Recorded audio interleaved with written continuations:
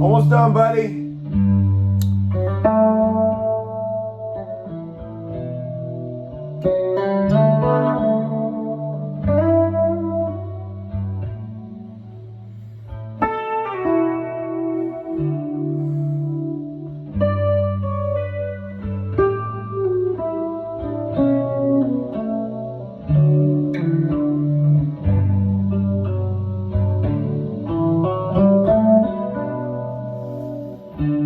Check and make sure he doesn't want anything. Yeah, that was Leo.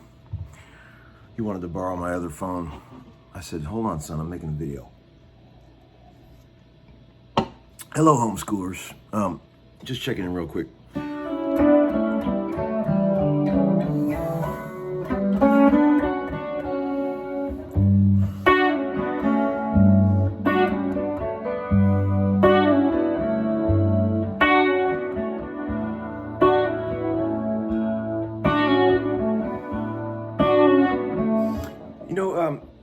I wanted to talk to you about a couple things, answer a few VCBs real quick.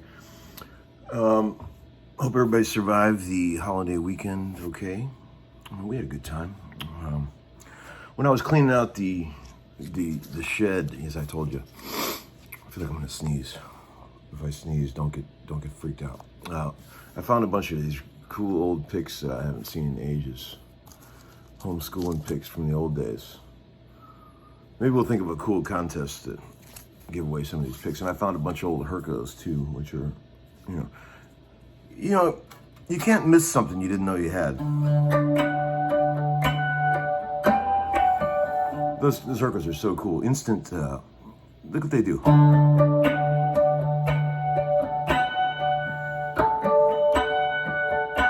When you play with the serrated corner, you get an instant every time you play a note.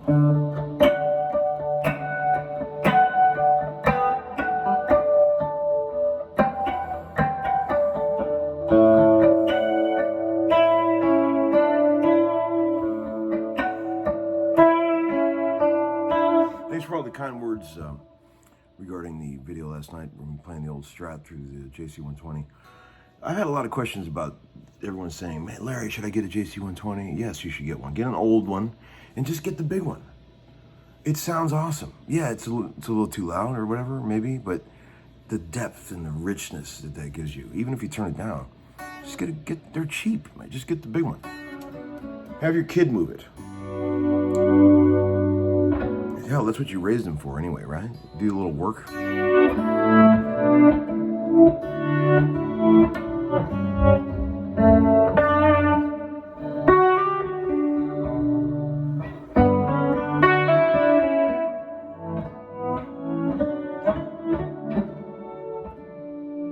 don't need a Boss slow gear. I can do it with my foot.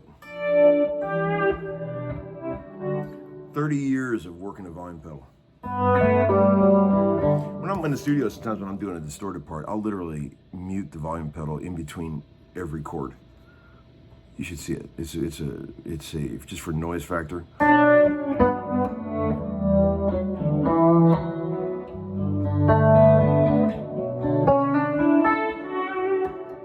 would have been a hell of a steel player. Oh wait. So I'm going to show you a couple things. There's an old song.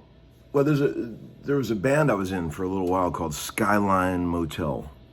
I'm pretty sure you can find the records on Spotify or Apple Music. Skyline Motel. We made one record.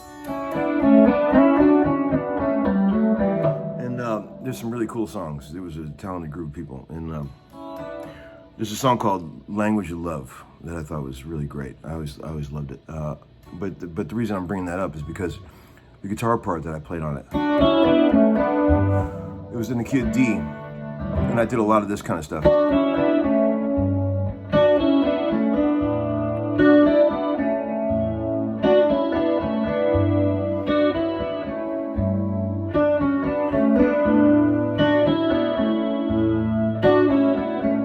And it's really, what that is like if you're in the key of D.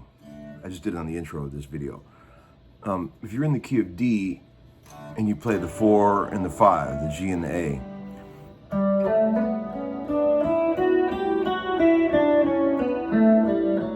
D major scale, you can harmonize it. You know, you can start with this.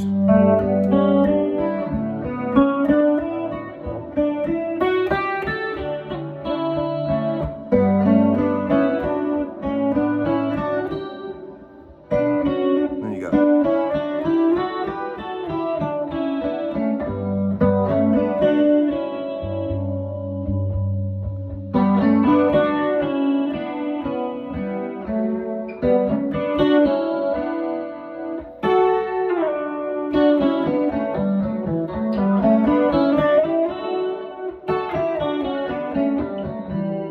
The best way to do that is to just flick it when you're doing two notes.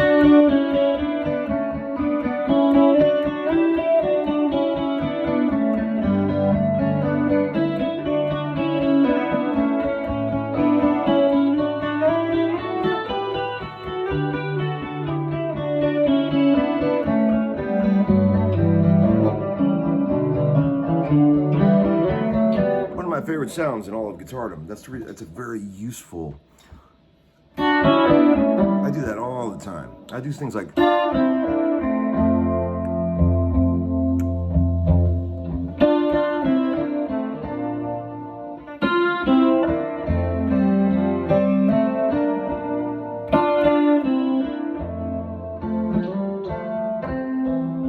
know, in the key of F, you know. That's a very useful trick. Mess with that a little bit. Just start with this. It'd be like this.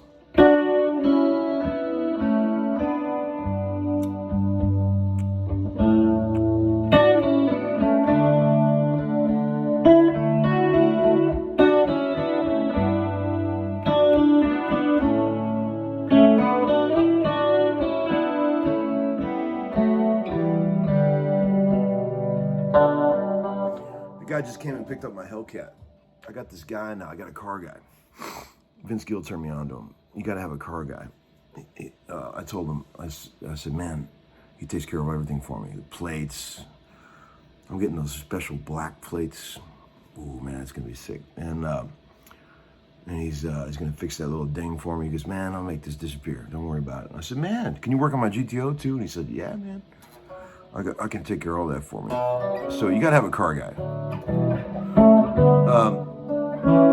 I'm excited to see the Tennessee black plates. Very rare, apparently. He said they're going to look great on that gray Hellcat. So here, a couple of VCBs real quick with my Walmart reader glasses. They make me look like an old man. Check it out. Okay. Hey, besides the playing, I always enjoy the titles of your videos. You know, Uncle Larry takes great pride in his ability to turn a phrase and give you the perfect pun. You know, I had my own column in the school newspaper when I was in high school. Creative writing was the only course or the only curriculum I ever excelled at, to be honest. I could probably write a book or something like that. You know, I try to get involved, you know. I like to write my video descriptions and get super out. I love writing that's very out. And I'm also a really good speller. I won a 6th grade spelling contest when I was in 4th grade. Imagine that, friends. Once I see a word written out, I'll never forget how it's spelled. I can spell the shit out. And I'm also really good at street math. Like I've got that kind of brain. I'm terrible at calculus, algebra, and all that college math. But I'm talking about street math, the kind of math that you actually use in real life. Quick addition, multiplication. When you're at Home Depot and you're trying to figure out how much 16 bags of mulch is going to cost you. I could do that all in my head. Not like John McBride, though. John McBride is the freakiest brain I've ever seen when it comes to that kind of shit. But I'm pretty good at that. Terrible at algebra, though. Failed all that shit. I still to this day don't understand what you would ever use algebra for in real life. I mean, I'm sure like if you were building a rocket, but I'm just saying like the common man, you know, who travels along the road of the common man life. dealing with the things that the common man deals with. Why would you ever need algebra? I don't understand. Somebody help me. I don't understand like why you need algebra when you're having a cup of coffee at the co-op, reading the Farmer's Almanac, trying to talk about what the crops are going to be like this year.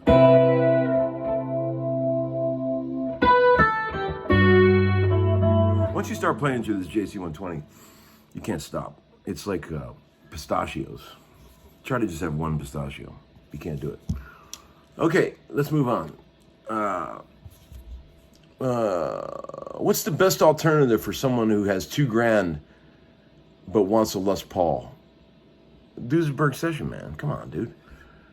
I would go out on a limb and say that Duesenberg Session, man, is the most pound for pound value you can get for your dollar in a guitar. For $2,000 for a used one, you're getting a shit ton of guitar. That thing can do anything. It's the perfect guitar to just take to a gig. If you just got one guitar, you can cover everything. It's got the wangulation device. It's got the 2 humbuckers that can give you a million different sounds. It's got the built-in piezo pickup, which is fucking great. Stays in tune, plays amazing. I'm telling you right now, man, that's a lot of guitar for the money. And then one guy's like, "You're just saying that because it was your signature model." Well, yeah, I am saying that because it was my signature model. That's why I made it my signature model. Duh.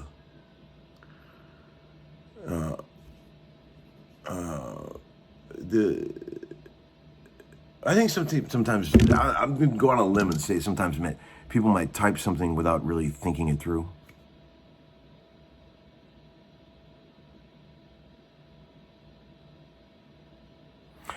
Just going out on the limb there.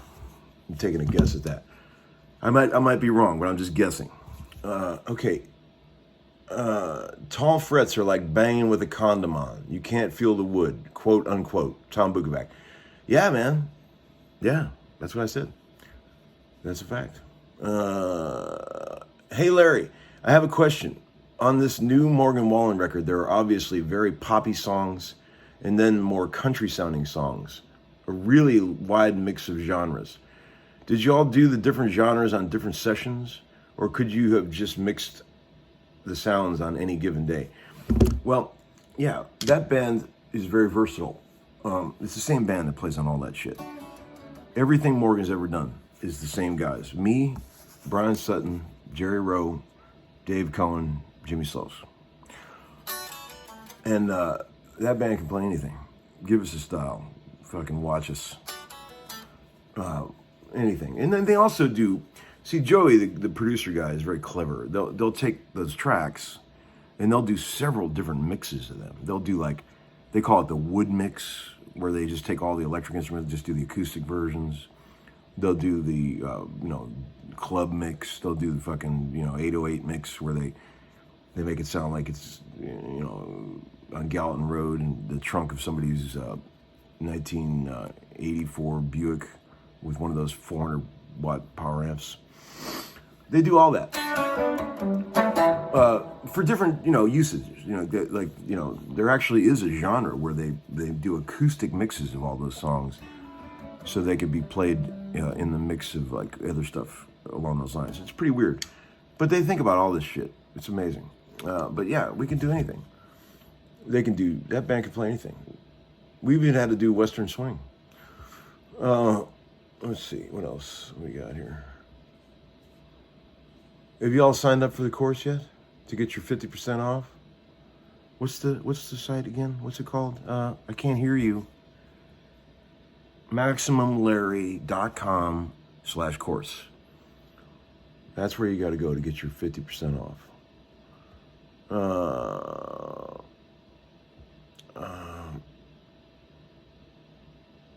Let's see.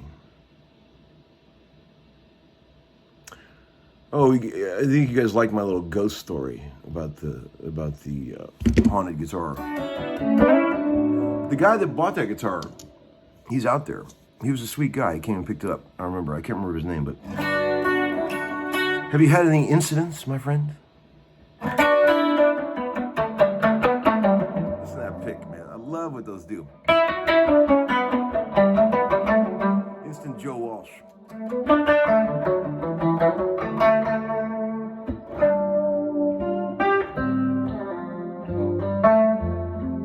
Oh, real quick, let's close the video with a bang. I've got 3 50s Les Pauls here. The Burst and the Goldie are elsewhere, but I've got 3 50s Les Pauls here, and I thought it would be fun to do an acoustic shootout, real quick. You can hear them all acoustically, okay? I'm gonna pull the phone a bit closer. Here you go, 55 custom, ready?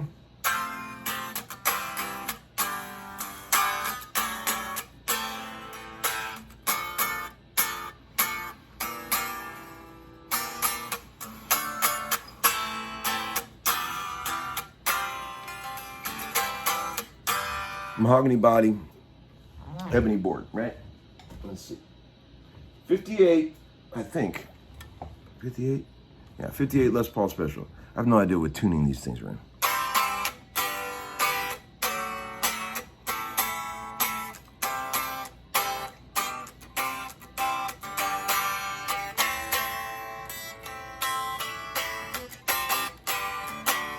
Killer. Okay, and here's the 52 first year Les Paul. 52 gold top. Let's tune that real quick.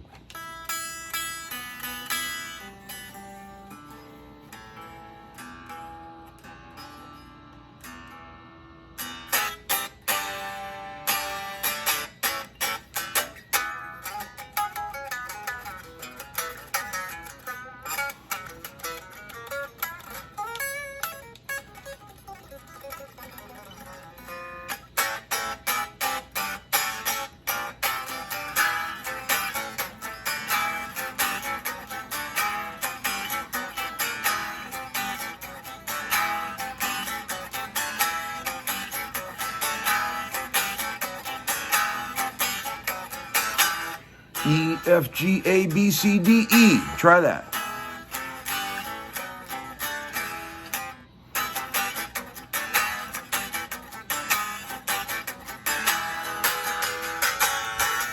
Grab your chords real fast. Right through the alphabet. E, F, G, A, B, C, D, E. Okay, so which one do you like better acoustically? 52?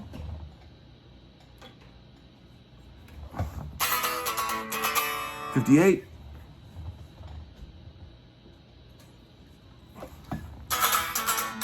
55. All right, you tell me. Have a great day, friends. I'm gonna go off and do some errands. Uncle Larry. Over and out.